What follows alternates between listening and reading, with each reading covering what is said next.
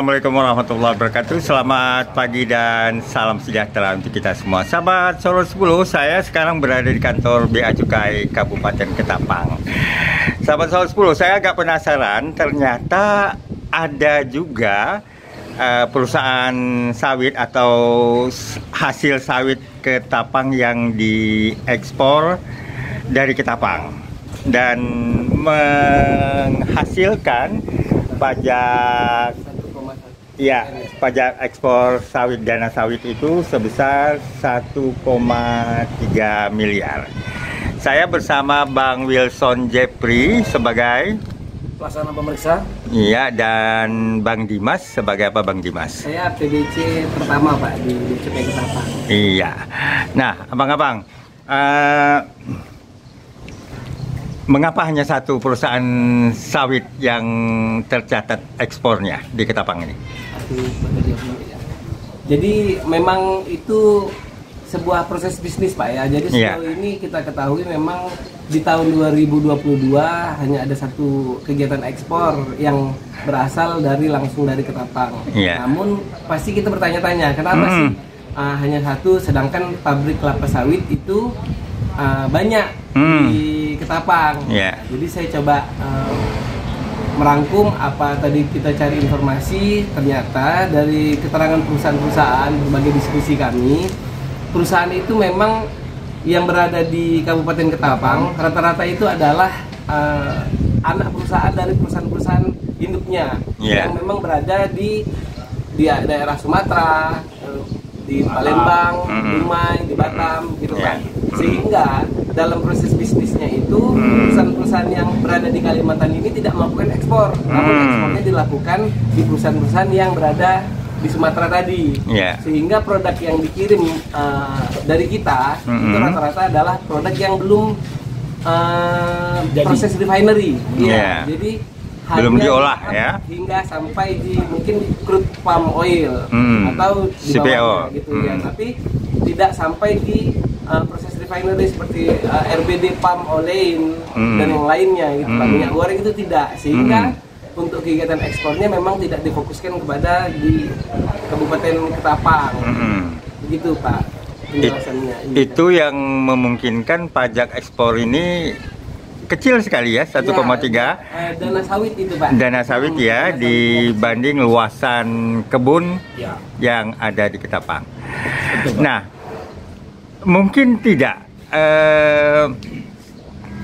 Ketapang mendapatkan hasil dana sawit yang lebih besar dalam kondisi sekarang ini? Izin, Pak, ya. Itu dimungkinkan sekali, Pak, dimungkinkan sekali. Namun kita masih belum bisa memastikan karena Undang-Undang Nomor 1 Tahun 2022 itu belum memiliki turunan. Artinya pasal 123-nya memang menyebutkan bahwa dimungkinkan adanya transfer dari pusat ke daerah terkait DBH lainnya. DBH lainnya apa? Dimungkinkan contohnya adalah dana sawit. Baru sebatas itu. Dan sekarang ini kita dengar di berita-berita sedang disusunlah turunan dari undang-undang ini, mungkin berbentuk Perpres dan nanti dilanjutkan dengan PMK yang lebih detail terkait pembagiannya. Dan dipastikan 2023 akan ada pembagian DBH sawit. Namun belum ada rincian pembagiannya. Itemnya itu apa? Nah, unsur-unsurnya apa aja, pertimbangannya itu penilaiannya. Yang pasti bisa dipastikan saat ini ya dari volume ekspor. Volume ekspor yang sekarang ya, dan yang menyebabkan Ketapang tidak mendapatkan apa-apa dari... Ya mungkin dapat tapi sedikit. Karena memang beberapa tahun terakhir ini, 2 tahun 3 tahun terakhir ini ekspornya ada. Cuma volumenya tuh ya sekitar... Kecil sekali. 3.000, 4.000, 3.000, 2.000 ton aja. Jadi dia nggak pernah sampai beberapa kali. Padahal kalau perakiraan kalau diekspor dari Ketapang tuh seberapa besar sih? Potensinya sebenarnya besar, Pak. Namun harus didukung oleh semua instansi. Minimal tuh perizinan, infrastruktur dari Pemda, kemudian hilirisasi yang dari kebijakan perusahaan-perusahaan yang mendukung juga. Karena kebanyakan hilirisasi ini hanya sebagai awalan aja yang di sini. Artinya di sini tuh supaya TBS ini tetap segar, dibikinlah PKS. Iya. PKS ini ada sekitar 30-an PKS besar, dia mengolah menjadi CPO. Iya. Hanya CPO digeser ke daerah Sumatera. Nah, di sana ada refinery, ada sampingannya, dan orang luar gampang bisa beli sampai saya dengar tuh 20.000 ton tanker masuk sandar bisa. Nah, jadi kuncinya Ketapang sebenarnya Pemda Kabupaten Ketapang mesti mendorong adanya refinery di sini. Betul, Pak. Iya. Mendorong itu, mendukung iklim usahanya, ekosistemnya, terus menambah infrastruktur yang mendukung ini. Seperti apa sih infrastruktur yang harus dibangun Pemda misalnya di sini? Nah, minimal tuh Pak jalan, jalan untuk menuju ke lokasi-lokasi tambang, terus lokasi-lokasi perkebunan. Perkebunan, dan menyediakan kayak apa ya, terminal atau jetty atau dermaga yang dikelompokkan. Misalnya beberapa kebun sawit ini, ini ada dermaga yang available agak besar sini, ini di sini. Jadi mereka tidak mencari masing-masing. Jadi kalau dermaga ini pengertiannya mungkin seperti pelabuhan ekspor begitu? Ya, bisa dimuat disandarkan untuk kapal besar lah, Pak. Harapannya gitu. Jadi tidak mesti harus ribet. Dia harus dari mobil tangki ke tongkang kecil, baru tongkang kecil ke tongkang besar, ke tengah laut. Nah, itu membuat perusahaan mungkin high cost ya. Nah, berarti kalau Ketapang berani bermimpi untuk sebagai pengekspor sawit, harus mulai saat ini memikirkan untuk membangun fasilitas-fasilitas itu. Betul, Pak. Dan komunikasi dengan perusahaan-perusahaan tersebut, Pak. Jadi bagaimana kita mencapai titik tengah, proses bisnis perusahaan juga tidak terhambat, namun keadilan juga didapat oleh kita di kabupaten ini, Pak. Iya. Sebenarnya kalau kita melihat luasan kebun dan hasil produksi, mestinya bisa saja ya. Ya, dimungkinkan kali, Pak. Sangat berpotensi lah. Sangat luas. Kalau kita bandingkan dengan daerah lain yang mungkin dia punya hilirisasi, punya refinery, tapi secara kebun kebanyakan tuh di Ketapang. Nah, jadi kalau bisa memang nanti jadi jangan Ketapang, jangan cuma dikuras. Ya, harapannya seperti sumber dayanya jangan cuma dikuras. Nah, pemerintah daerah Ketapang mesti mungkin dalam 10 atau 20 tahun mendatang mendorong adanya fasilitas untuk ekspor tadi itu, pendukung ekspor. Betul, Pak. Sudah dimulai sebenarnya, Pak. Tapi itu kan dari provinsi ya, yang bikin Pelabuhan Kijing. Ya, cuma namun dari kami, dari Kabupaten Ketapang ke Kijingnya ini perlu disupport lagi.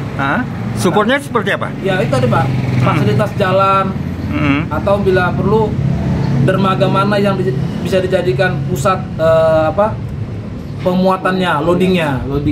Kalau dia harus. Nah, kalau dari Ketapang mengekspor lewat Kijing itu tercatat sebagai ekspor dari Ketapang tidak? Nah, itu dia, Pak. Sebenarnya selama dia mendaftarkan asal barangnya itu di kolom 55 nggak salah di PB itu tulisnya Ketapang, harusnya begitu, Pak. Walaupun dia pintu ekspornya di Dumai, di Kijing, harusnya Ketapang itu tercatat sebagai asal barang. Berarti mereka selama ini belum mencantumkan itu. Kemungkinan sudah, tapi kami sebagai Bea Cukai di Ketapang tidak bisa kontrol PB yang di luar Ketapang, Pak. Tapi kalau PB-nya di sini. Tapi kan sudah online. Tapi kan kita tidak bisa kontrol situ, Pak. Membedakan stok yang dari barang yang sudah dicampur tidak bisa diketahui. Iya, betul, Pak. Bisa jadi memang dari Riau kan, itu juga ada sawit ditumpuk, Kalimantan pun ditumpuk. Mereka juga mungkin nggak paham. Yang penting mereka bawa nama perusahaan dia yang sama. Bawa perusahaan misalnya Cargill Group.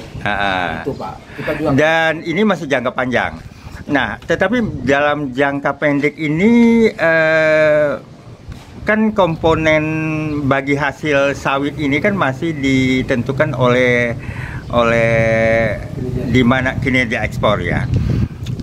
Memungkinkan tidak BPH dana bagi hasil sawit ini ada komponen lainnya yang bisa daerah daerah asal mendapatkan. Itu dimungkinkan Pak, harusnya dimungkinkan.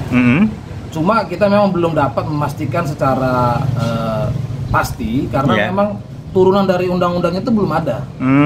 Problemnya di undang-undang. Bukan di turunannya, undang-undang itu sudah membuka pintu untuk BPH sawit. Nah, tinggal nanti perpresnya ketunggu atau PP-nya atau pemerintahnya apa unsur-unsur yang membuat pertimbangan apa aja yang membuat daerah ini dapat sekian itu nanti ada pasti. Saya yakin berarti Ketapang harus menyuarakan ini. Boleh, Ketapang kalau punya jalur atau secara resmi boleh menyuarakan surat atau menginformasikan bahwa kami ini sebagai daerah yang mayoritas perkebunan sawitnya besar, mohon dipertimbangkan sebagai faktor untuk mendapatkan DBH sawit. Nah, itu yang dalam jangka waktu dekat bisa dilakukan oleh Pemda. Oke teman-teman, terima kasih atas penjelasannya. Kita sudah 11 menit bincang-bincang, tidak terasa. Yasmin Umar untuk